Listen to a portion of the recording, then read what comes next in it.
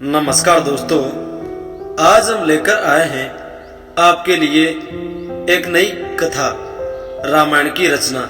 एक दिन दोपहर के समय महर्षि वाल्मीकि तमसा नदी के किनारे प्रकृति की सुंदरता का आनंद ले रहे थे। बसंत उतर रहा था, पेड़ों की छाया सुगध लगने लगी थी, वन पर्वत सब हरे भरे थे। तमसा मंद गति से बह रही थी, नदी का जल निर्मल था, उसमें तैरती हुई मछलियां चमक रही थी और नदी ताल भी साफ दिखाई दे रहा था। हरे भरे वन में भांति भांति के पक्षी कलरव कर रहे थे।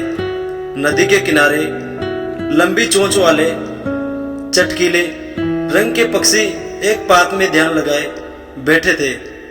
उनमें से कभी कोई तेजी से उड़ता और तीर की तरह पानी में चोंच डुबोकर कुछ पकड़कर ले जाता। नदी तट की शोभा को देखकर महर्षि वाल्मीकि के मन में अपार हर्ष था। सहसा उनके कान में क्रोध पक्षी की सुरीली ध्वनि पड़ी। आंख उठाई तो देखा क्रोध पक्षी का एक जोड़ा नदी तट पर कलोल कर रहा है। क्रोध कभी चोंच से एक दूसरे की पीठ सहलाते, कभी थोड़ा सा उठकर वे इधर उधर बैठ जाते और फिर पास आकर खेलने लगते। महर्षि वाल्मीकि को एक क्रोच बड़े प्यारे लग रहे थे।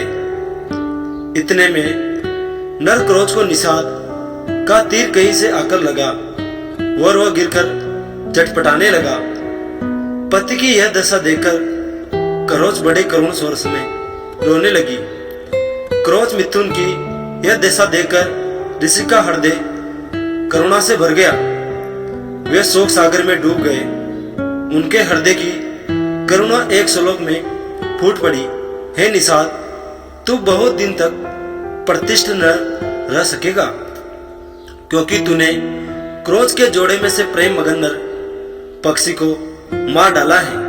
बड़ी देर तक वाल्मीकि शोक के कारण बेसुध से रहे।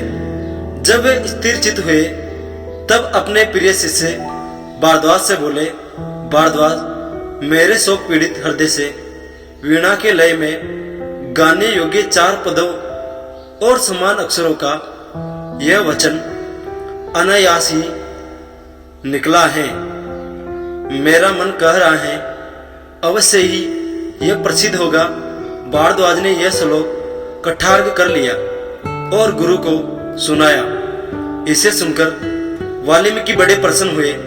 उन्होंने स्नान किया और वल्लकल वस्त्र पहनकर शिष्य के साथ वे अपने आश्रम को चल दिए।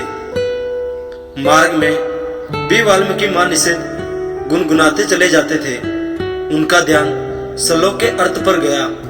अर्थबोध से उनका बड़ा दुख हुआ। वे सोचने लगे कि मैंने व्यर्थी निषाद को इतना कठोर शाप दे दिया। इसी चिंता में मगन वे चले जा रहे थे कि उनको नारद जी की वाणी याद पड़ी। एक बार नारद जी से उन्होंने पूछा, हे देवर्षि, मुझे किसी ऐसे पुरुष का नाम बताइए जो गुणवान, बलवान और धर्मात्मा हो, जो सत्य पे दृढ़ रहता हो, अपने वचन का पक्का हो, सबका हित करने वाला हो, विद्वान हो और जिससे उठ बढ़कर सुंदर कोई दूसरा न हो। नारद जी ने कहा था कि ऐसे एक ही पुरुष में जानता हूं। वाल्मीकि को ये सब बातें याद पड़ी और रामायण की जो कथा नारद जी ने संक्षेप में सुनाई थी वो भी उनको याद आई। यह याद आया कि देवर्षि देवलोक को आकाश मार्ग में से किस अद्भुत गति से चल गए थे। वे इक्ष्वाकु वंश के राजा दशरथ के पुत्र राम हैं। वे सब तरह से गुणवान और रूपवान हैं और जब क्रोध करते हैं तब डर के मारे देवता और दानव भी कांप उठते हैं। जब महाराज रामचंद्र की कथा वे दोहराने लगे तो सहसा मां निषेध श्लोक का एक दूसरा अर्थ उनके मन में आया है।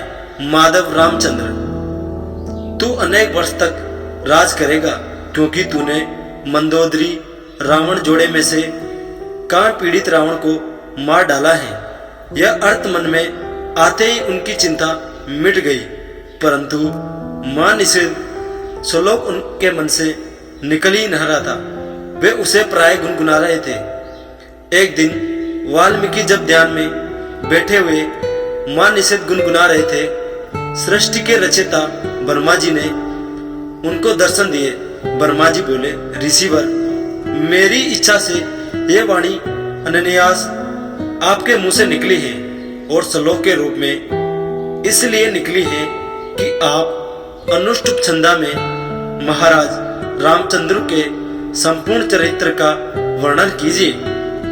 श्री राम की कथा संक्षेप में आप नारद जी ने सुन ही चुके थे और आशीर्वाद से राम, लक्ष्मण, सीता और राक्षसों का गुप्त अथवा प्रत्येक शब्द वृत्तांत आपकी आंखों के सामने आ जाएगा। जो आगे होगा वो भी दिखाई पड़ेगा।